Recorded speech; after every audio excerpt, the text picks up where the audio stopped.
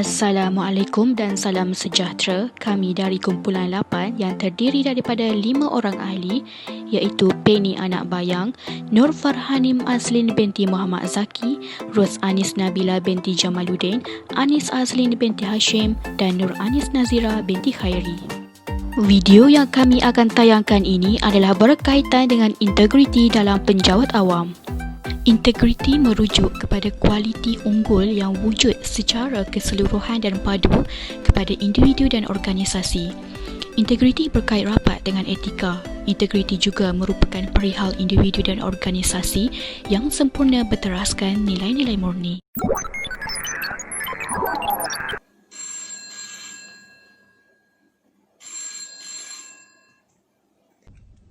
Hello, salam sejahtera. Saya Anis Nabila daripada RS Construction. Adakah ini Puan Penny, pegawai kerajaan yang akan luluskan tender? Hello dan salam sejahtera Cik Anis. Ya, saya Penny. Ada apa-apa yang boleh saya bantu? Puan, hari tu saya tak sempat untuk rebut tender yang dibuka. Boleh tak Puan berikan saya tender untuk projek paip itu? Saya minta maaf Cik Anis. Peluang syarikat Cik Anis untuk dapatkan tender projek paip itu sudah penuh. Alah Puan, tapi syarikat kami dah biasa untuk buat projek paip tu. Dah banyak dah paip yang kita orang buat. Bolehkah Puan bagi projek itu kepada syarikat kami? Cik Anis, saya betul-betul minta maaf kepada syarikat Cik Anis. Saya memang tak dapat luluskan tender tu untuk syarikat pihak Cik kerana syarikat lain memang dah ambil dah tender tu. Tak apa Puan, syarikat kami akan bayar seberapa banyak yang Puan minta. Asalkan projek itu kami dapat.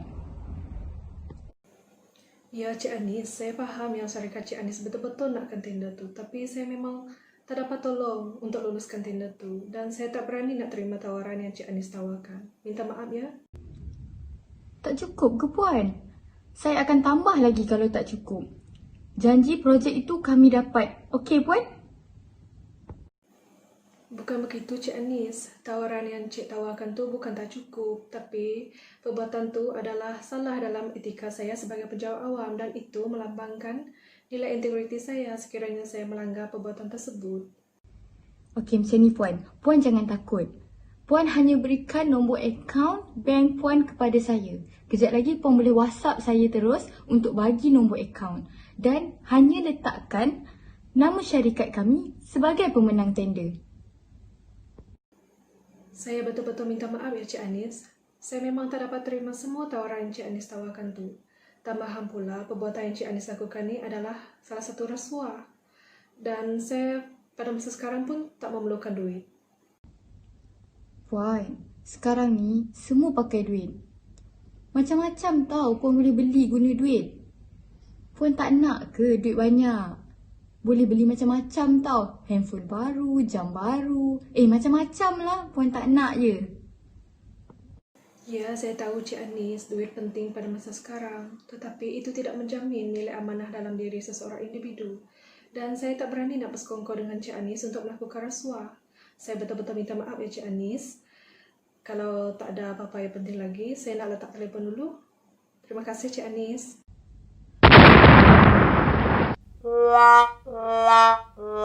Video yang ahli kumpulan saya lakonkan itu tadi adalah berkaitan dengan integriti yang tidak patut diamalkan dalam sesebuah organisasi, iaitu amalan rasuah.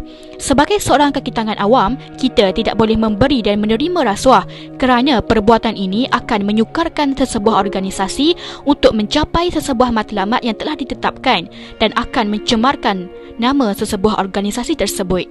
Contohnya dalam video itu tadi, Cik Anis Nabila telah menawarkan rasuah kepada Encik Penny demi kepentingannya sendiri, manakala Cik Penny tidak menerima rasuah tersebut kerana beliau telah mengetahui bahawa perbuatan tersebut akan menjejaskan imejnya sebagai seorang kaki tangan awam.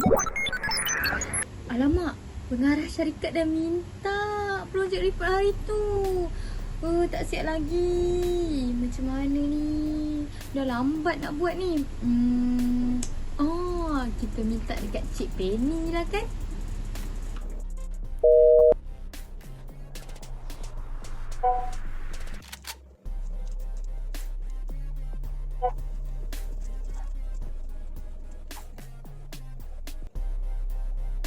Oops,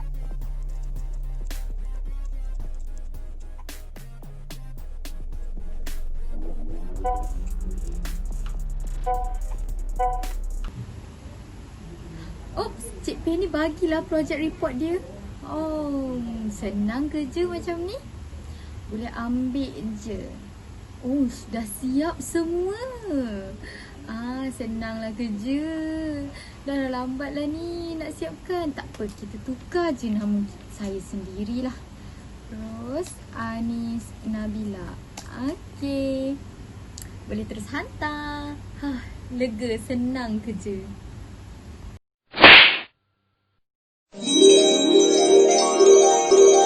Ini dah hari Khamis. Pengarah nak hari Sabtu. Oh, sempat lagi buat ni. Ada lagi 1 hari untuk siapkan dan hantar. Tak boleh tiru-tiru orang punya ni. Kena buat juga sendiri. Jom kita mulakan. Baiklah, pada video yang anda telah lihat sebentar tadi yang telah dilakonkan oleh ahli kumpulan saya, ianya adalah berkaitan dengan perbuatan yang tidak berintegriti, yang tidak sepatutnya diamalkan di dalam sesebuah organisasi, iaitu adalah plagiat. Dalam sesebuah organisasi, aspek kejujuran merupakan aspek yang penting dan dituntut di dalam sesebuah organisasi. Hal ini kerana aspek kejujuran tersebut akan membantu untuk melancarkan proses di dalam sesebuah organisasi. Misalnya proses mengemaskini data dan sebagainya. Sebagai seseorang yang memiliki nilai integriti dan nilai kejujuran di dalam diri, kita tidak sepatutnya meniru atau memplagiat hasil kerja orang lain. Hal ini kerana tindakan tersebut hanya akan membawa kemudaratan kepada diri sendiri. Menurut Kamus Dewan Bahasa dan Pustaka, plagiat membawa maksud hasil mencedok ataupun meniru hasil kerja orang lain yang disiarkan kembali sebagai karya sendiri. Tindakan memplagiat ini bukan sahaja membawa kemudaratan kepada diri sendiri, malah boleh memberikan imej yang buruk kepada sesebuah organisasi. Hal ini kerana tindakan ini merupakan satu tindakan yang negatif dan tidak sepatutnya diamalkan. Selain itu, ianya juga adalah salah di sisi undang-undang dan merupakan sesuatu perkara yang perlu dicegah dalam sesebuah organisasi.